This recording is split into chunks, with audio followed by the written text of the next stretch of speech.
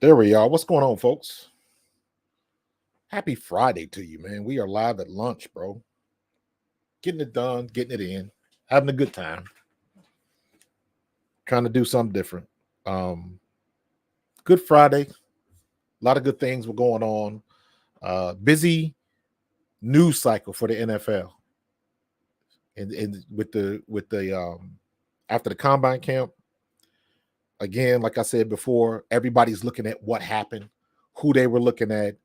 JJ McCarthy starting to bubble up, or at least his name is starting to bubble up. And this is when you kind of get into the situation where you can see who really pays attention and who doesn't. You know what I'm saying? You can see, I always like to say it like this: you can tell who watches film and who doesn't, because now everybody is basing everything basically off of what they saw at the combine. And that doesn't mean anything. Caleb Williams, just like I suspected, Caleb Williams is catching flack because he didn't throw or he didn't work out or didn't do physicals at the combine. And a lot of people are miffed about that. Well, he just basically just showed up, uh, just to get the free gear and all of that kind of stuff. And I'm like, at the end of the day, if you can do it, do it. I'm not mad at him for doing that because he's still going to have a pro day. All of the scouts are going to be at his spot. And he can kind of control the narrative. You throw how you want to throw, you run, you do everything that you need to do. It's not going to change. They still going to give him the same workouts. Maybe he'll do 225. I don't know how many workouts he's going to do, but I agree with him. I think he is 100% correct. What do scouts need to see that they haven't watched on film for the last year and a half, 2 years, 2 seasons? What questions do you still have that are going to be answered at a combine camp? Nothing. And if there are answers to those questions, you're probably not a good scout. The only questions that could be answered at the combine: are you really 6'4"? Are you really 6'2"? Are you really 250? Are you like stuff like that? In the media guide, they might let you as 6'4" and 250. In reality, you're 6'2" and 215. Things like that they can check up on and stuff like that. Because I know people get real particular. If you thought you was 6'3" and they got you at 6'2" and 3/4, silly stuff like that. But for the most part, man, it's a game that they roll with. Everybody plays it. They've been playing it the same way since I was, in school back in the 90s. It hasn't changed. Just the way that it's presented looks a little bit different. So, um, you know, we are in full Howie season right now. He's one making the real, wheeling and dealing. I know the Saquon Barkley trade is in everybody's minds right now. And let me tell you what, man, I am a big DeAndre Swift fan. I want to keep DeAndre Swift. Let me say that as clear as possible. I want the Philadelphia Eagles to keep DeAndre Swift, period. However, I would not mind getting Saquon Barkley if for no other reason, just to piss Tiki Barber off. For no other reason for that. Just to piss him off. That would be hilarious to me. Because all this stuff he's talking, losing respect and all of that kind of stuff. Listen, man, it's a business. Business is business. Friends are friends. Don't confuse the two. That's the rule. That's the rule. You think we don't like Jason Peters anymore because he played for the Cowboys? You get over it. That's just the way that it goes. So, I don't want to. I wouldn't mind Saquon just to piss off Tiki Barber. That would be hilarious. Dave Gates, what's going on, bro? I see you on the Facebook. So, yeah, man, it's a business. Like I said, yes, I want DeAndre Swift, but I understand Saquon Barkley. And I said this the other day. I didn't realize Saquon Barkley was 6 foot, like 225, 230. My guess is that's a little probably off because, again, that's media guide material. He's probably a little bit lighter. But, the biggest advantage I see for Saquon rather than DeAndre is that Saquon can pass block a little bit better. So it's really going to be up to what Kellen Moore does with the pieces that he has. But again, like I said on Thursday, man, I got total faith in Kellen Moore that he's going to operate better than what we had last year. And if he can do that, I don't see any reason why the Eagles are not in the playoff contention again in 2024. I can't see that. We still got the weapons. We still got Jalen Hurts. I expect him to use Jalen Hurts better than Brian Johnson did. Maybe as smart as Shane Steichen did. That's how I want to think about it. I want him to be as smart as. Is he smarter? That's icing on the cake. And that remains to be seen. But he's had some success with people in the past.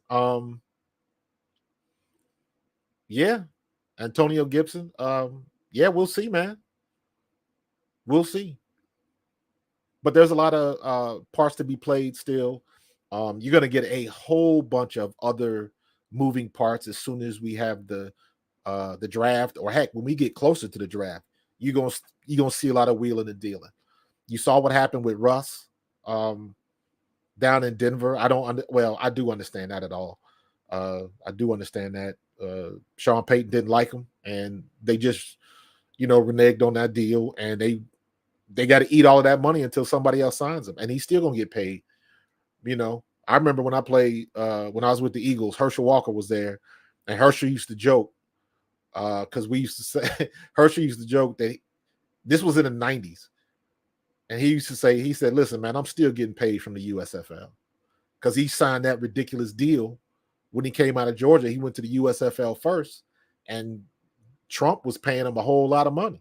Now I don't know if he ever got paid, but I remember him making those jokes in the locker room back like in 93. He was like, man, the USFL is still paying me. So, and I'm saying that to say the deal that Denver put together, they're going to be on the hook for some of that money.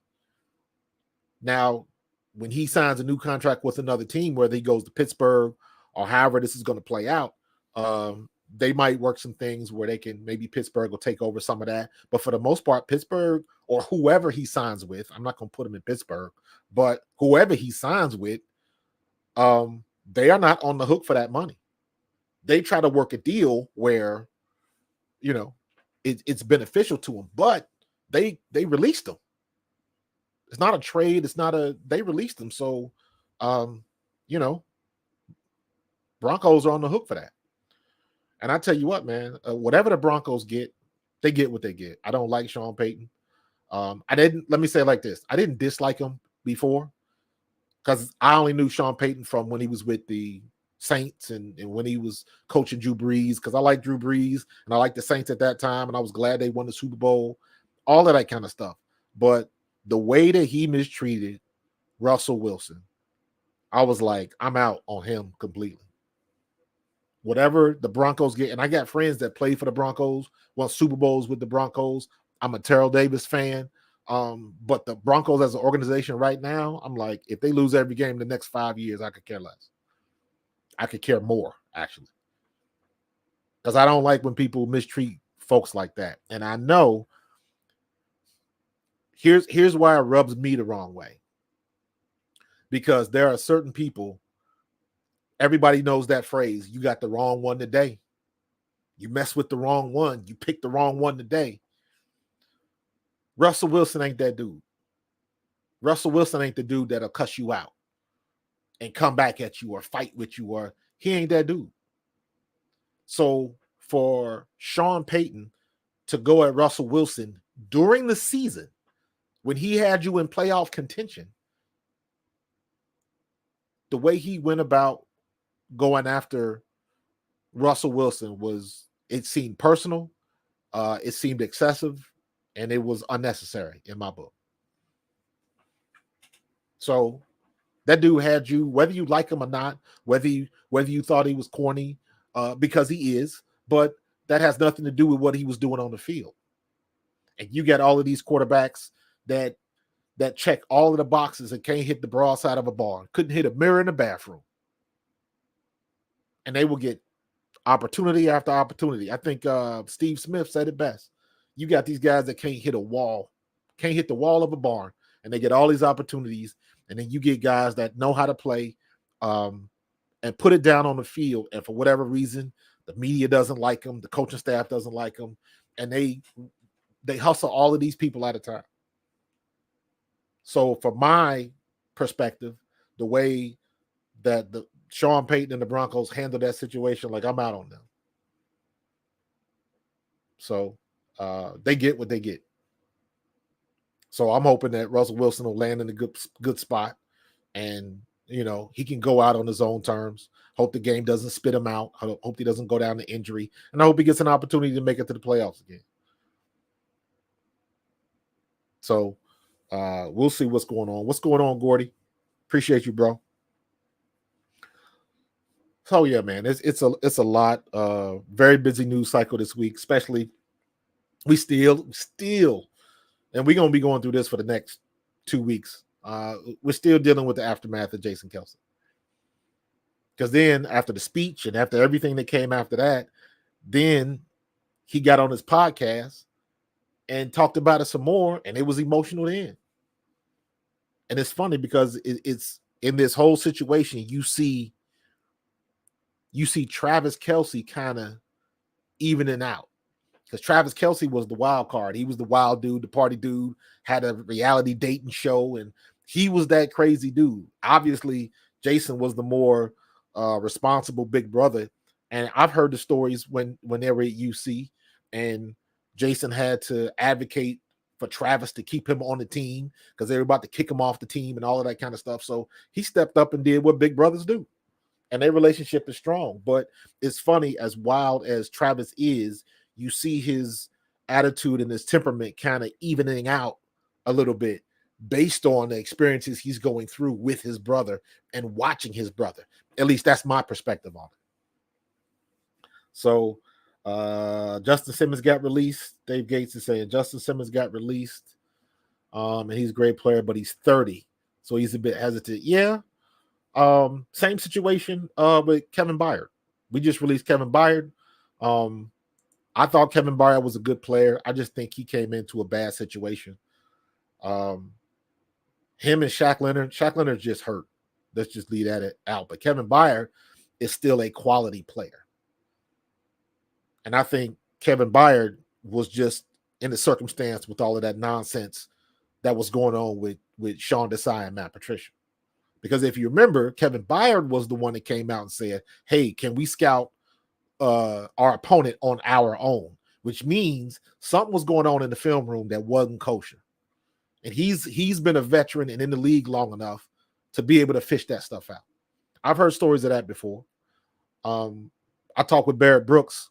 I was talking with Barrett Brooks right before I got on here, and Barrett has told me before about the times when he had offensive coordinators that didn't belong, or a coach got fired and they had to move somebody up just to fill a spot, and they weren't ready for it, and they knew they weren't ready for it, but just the mental dynamic that the players have to deal with when stuff like that happens. So it happens all the time. Not the first, won't be the last. But I think Kevin Byard was just in a bad situation. I kind of wanted them to keep Kevin Byard because I still think he can play. Just it just wasn't a good look. So I understand it. But honestly, I would rather have Kevin Byard than, based on last year, I would rather have Kevin Byard over Bradbury. And Bradbury's going to stay. So Bradbury is probably going to be the most expensive bench player this year, unless something happens, because it is not out of the realm of possibility that Bradbury can have a comeback year. And I'm not talking about going to the Pro Bowl and all that kind of stuff. The only thing I need James Bradbury to be is adequate. That's it. That's it. They can't pick on you every play in a series and complete every pass against you. We can't have that. And what I'm hoping is that whatever Fangio is bringing along and whatever DB coaches and all of that kind of stuff that's coming into Nova, will make him a more adequate player. So, yeah, he wanted too much money, Dave. So it is what it is. That's the business of it. You know, we gotta can't do nothing about it. You know what I'm saying? So, um, so we got some things we have to do. Howie's on the job. This is what Howie gets paid for. I still call Howie the Wizard of Philadelphia, for good reason. The dude, his batting average with stuff like this, especially at draft time, his batting average is very, very good. And there are not many. Everybody else in the league is batting right around 200. Howie got to be batting like 380 something. He got a good batting average right now. So he's doing okay. So I trust him to do what needs to be done. We still got some question marks about what's going on with Sirianni and how he's going to prepare and be the CEO coach. I'm not necessarily worried about that because if you look back in the past and you look at guys like Parcells and Jimmy Johnson, you look at all of the great Hall of Fame coaches back in the day, like 80s, 90s, and the 2000s. A lot of them didn't call plays. A lot of them, they were the CEO and they ran the ship. They didn't call plays. They had good assistants that could do that. And now I think we're in a situation where Nick Sirianni has a good group of assistants, and we should be able to see some dividends from that. So I'm kind of happy. Didn't we get Broncos coach that was working with Surtain? Yeah, that was a big rumor earlier. I forget. Yes, and I can't remember what his name is. Let me see if I can find it. Eagles DB coaches.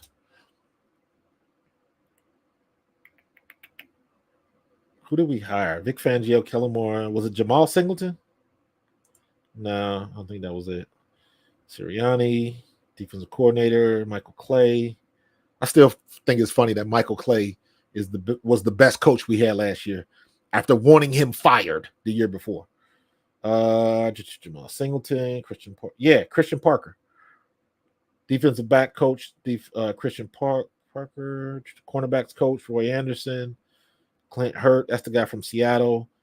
Stout University, safeties, linebackers, tight ends. So, yeah, it would have had to be Christian Parker or Roy Anderson.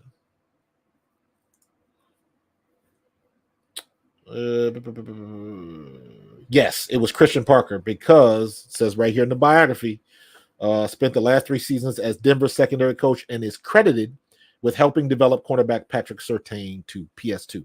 So, yes, Christian Parker is that guy. So,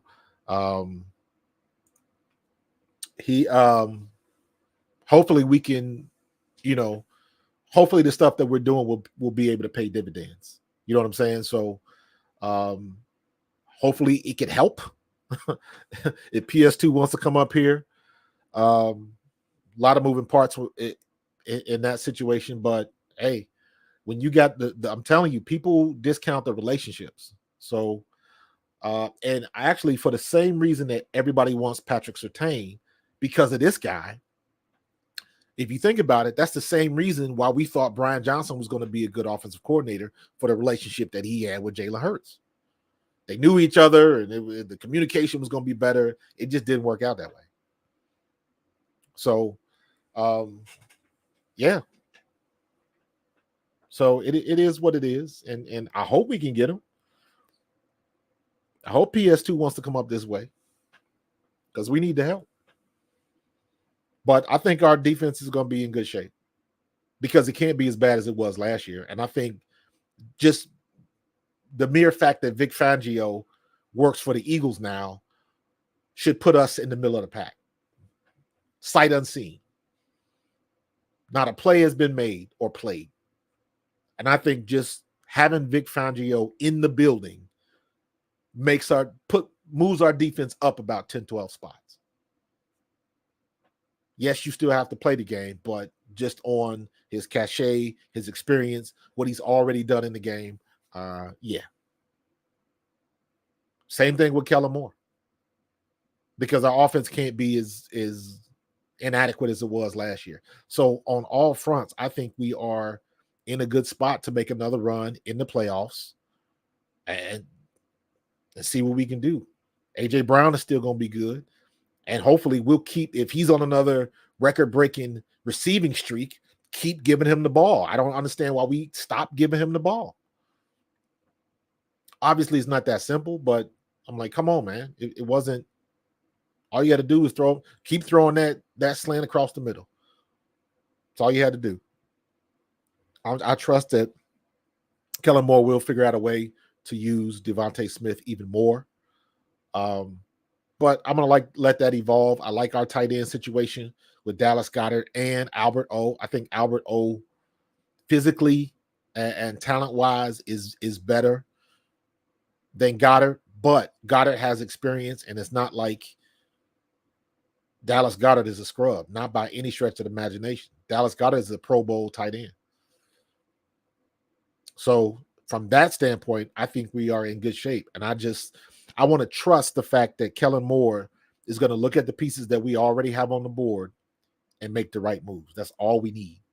That's it. That's it. Make the right moves.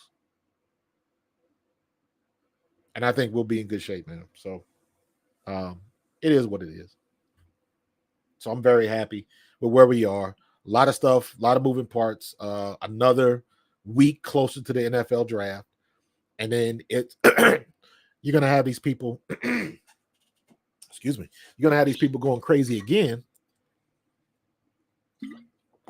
because you're going to have all of these seniors, Caleb Williams and others, once they get their workouts done, because all of the perspectives are going to change again. Caleb Williams, he looks like he's going to be that guy, and Caleb Williams looked like he's going to be in Chicago, period. Unless somebody wants to give Chicago a crap load of picks to trade down with. I could see Chicago taking that and then taking another quarterback, because I don't think Justin Fields is coming back there. So, but we'll see. Crazier things have happened. Crazier things have happened. And you know they do not quit going into the draft. It is going to be a wild, wild ride. Where is the draft at this year? Is it in Vegas too? 2024 NFL draft. Where's the draft this year?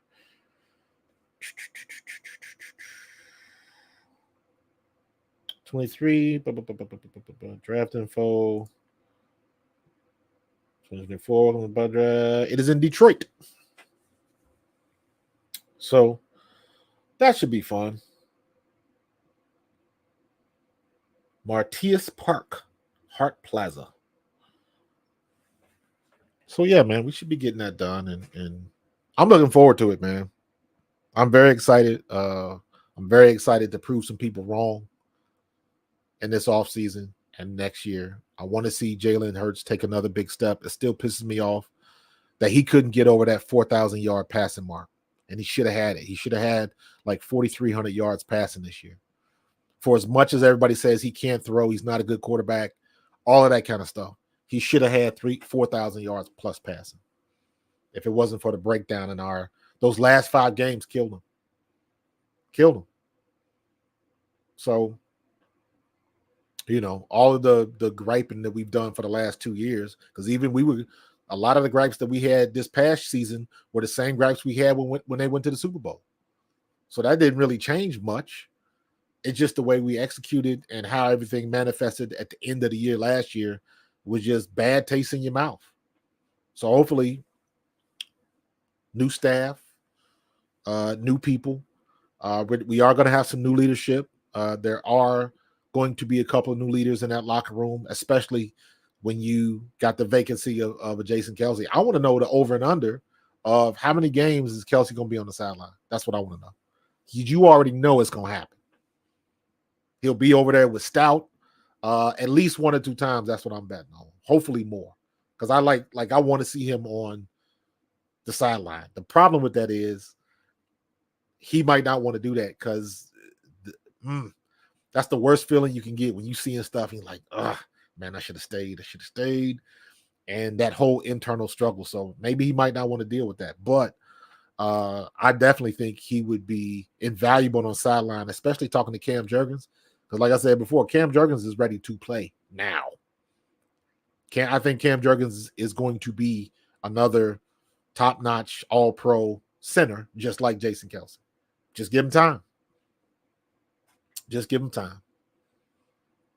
So it will be good. I'm really, because I like what I saw with Jurgens last year. And I believe he is, and it's all because of his age, but he's stronger than Jason Kelce. Not quite as fast. People forget that Jason Kelce was a running back when he got to Cincinnati. And they just put weight on him, but he was a running back. So and I'm saying that because you can watch Jason Kelce when he watch his tapes and see how he moves through the hole and he locates his target. That's like a running back going through the hole, getting ready to make a cut. You got to read the hole, know what your opponent is going to do before they do it, and then you can make the cut. Jason does the same thing, except instead of making a cut, he goes and gets the block. That's what made him so good. If you take a run game, he's never going to throw it like Stafford. But Dave, I don't disagree with you, but it's been proven that you don't have to do that. Look at the last Super Bowl. Look at what Kansas City did again. Kansas City didn't have a great game offensively. Patrick Mahomes didn't have a really good game. When we were in the Super Bowl, Jalen Hurts played out of his freaking mind. We lost that game because we didn't have a defense. Defensively, we lost that game. We couldn't stop anybody in the second half. Jalen Hurts was off the shelf. If it wasn't for that one mistake, the fumble, then you had the special teams thing. Then you had they killed us because we couldn't get to the quarterback. We lost that game because defense wins championships. And when you don't have a defense, you don't win championships. You go back and you look at the Ray Lewis Baltimore Ravens and how they won the chip that year. And you look at who their quarterback was. So you don't have to be Jalen Hurts is a really good quarterback. Jalen Hurts is an elite quarterback when you got a coach that can balance his skill set. Still run the RPOs, still let him go over the top and get the ball to AJ and Devontae. Shane Steichen wrote the blueprint on how to keep Jalen Hurts as an elite quarterback. Now, you saw this year, Jalen Hurts was a passing quarterback because he was hurt. He couldn't run and all of that kind of stuff. 88s, what's going on, bro? So I don't necessarily agree with that. I think Jalen can get us back to the Super Bowl, but there's so many other pieces that need to be right. You look at all of the stuff that everybody was saying about San Francisco, and in the biggest moments, they crumbled the same way that we did. The same way. They got beat on the same plays. Their best player fumbles the ball. They couldn't score when they had to. They couldn't stop anybody when they had to. It's the same way. So it doesn't matter who your quarterback is. Would you take Jalen Hurts or Brock Purdy? Would you take Jalen Hurts or Joe Burrow? Jalen Hurts or Lamar Jackson? You name a quarterback, put Jalen Hurts next to him. Whether he's better or not is irrelevant. It's all about the players that you have around him. They gave Brock Purdy so much flack this year the same way they gave it to Jalen Hurts the previous year. He's not an elite quarterback. He's only putting up these numbers because he's got AJ and Devontae in Dallas. And I'm like, well, what are you supposed to do? That can't be a negative for a quarterback. So you're not wrong in what you're saying, but Jalen Hurts being a good quarterback, it's all about the other pieces of the pie, in my opinion. And you can't tell me, and I've said this before, watching that Super Bowl, if our defense would have been anything like it was the previous year, we couldn't have beat both of them teams because neither one of them looked relatively good. They just didn't. On offense, San Francisco stumbled. On offense, Kansas City stumbled. It just so happened that Patrick Mahomes got the ball in his hands last. That's the last thing you want to happen. Same way with us.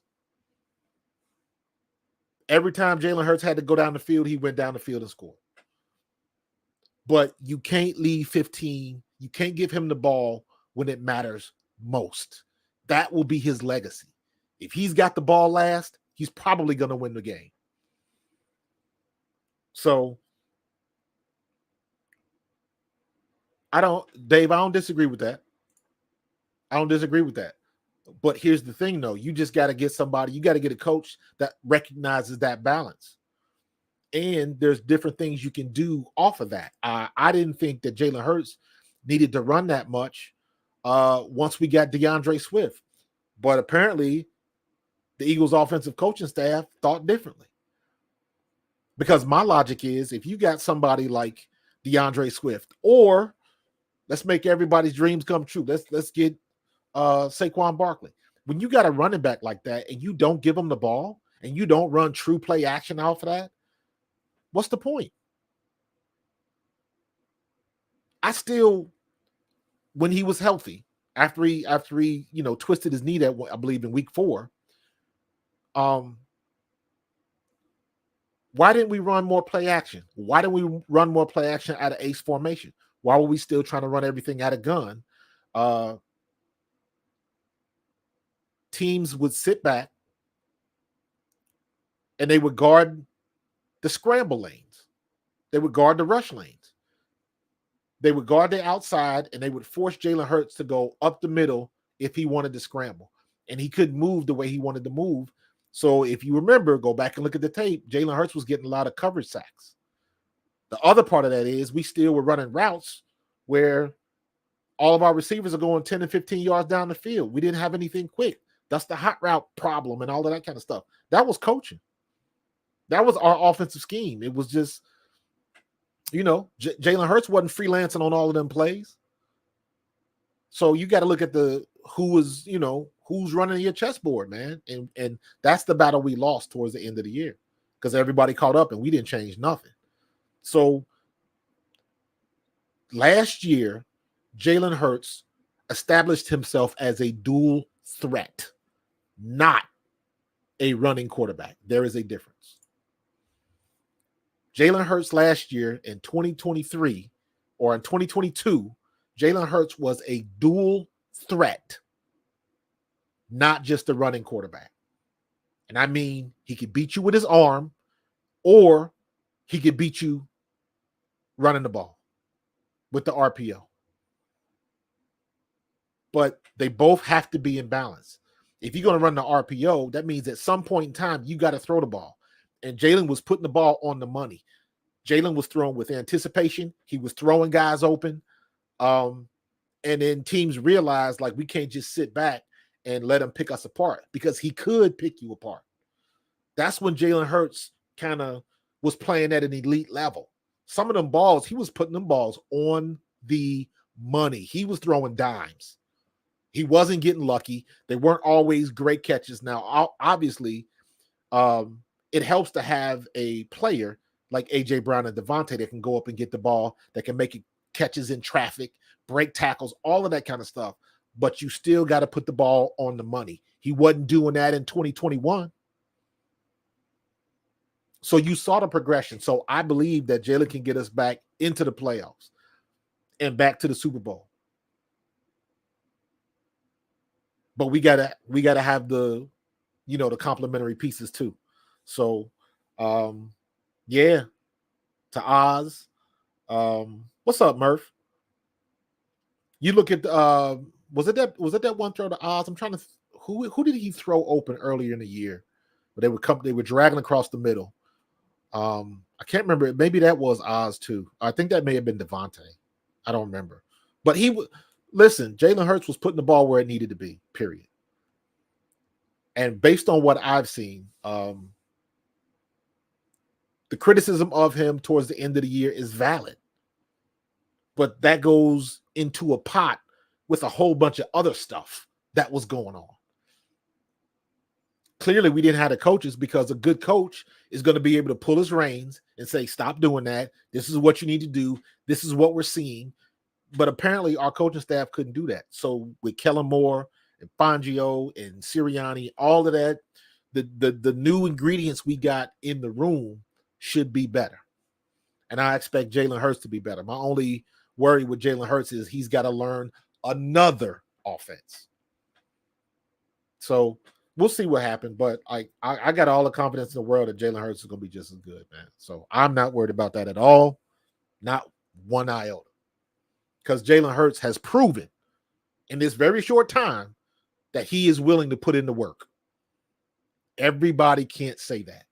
All these other quarterbacks can't say that. We know without a shadow of a doubt, Jalen Hurts will put in the work.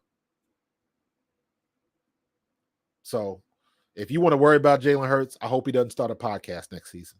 Because everybody is starting a podcast, it ain't going too well. So too many distractions, man. But in any case, I'm gonna get up out of here, man. Let you finish your lunch. Enjoy your weekend, man. Enjoy your weekend. I'm gonna watch a little NASCAR. I'm gonna watch some of the women's college basketball. Should be a fun weekend. All right, you guys enjoy it. You got plenty of time to go wash your hands, clock back in, and get back to it. Enjoy your weekend. Be safe, and I will see you guys on Monday. Go Birds.